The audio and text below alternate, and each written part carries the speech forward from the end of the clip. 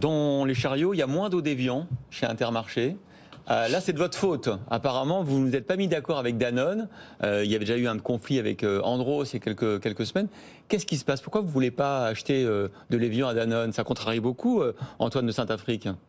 Eh bien, écoutez, vous le savez, et ça a fait l'objet de vos reportages l'année dernière, il y a un changement de direction à la tête de Danone, et les actionnaires qui ont mis en place la nouvelle direction leur demandent une profitabilité supérieure. Eh bien, ça se traduit comment?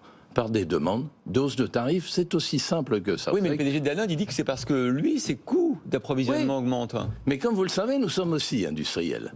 Nous avons des sources et nous savons la décomposition des prix industriels. L'eau, évidemment, c'est toujours la même chose. Elle est puisée dans la ressource. On sait l'augmentation du prix du transport. On sait l'augmentation du prix du PET, du plastique. Et cette connaissance nous fait dire que les demandes qui sont faites, à peu près de l'ordre de 12%, ne sont pas raisonnables, d'abord par rapport à ses concurrents et par rapport à la connaissance que nous avons. Danone en profite?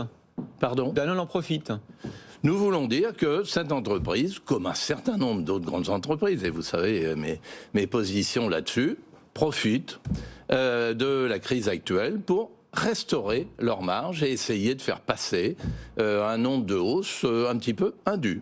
Mais vous dites non jusqu'à quand? C'est-à-dire jusqu'à quand il peut y avoir... Aujourd'hui, on estime que 4 magasins sur 10 n'ont plus de bouteilles d'évian. On reste comme ça jusqu'à ce que Danone craque? Nous allons trouver, forcément, puisque nous y avons intérêt tous les deux, un accord avec Danone, comme vous l'avez dit, sur d'autres fournisseurs.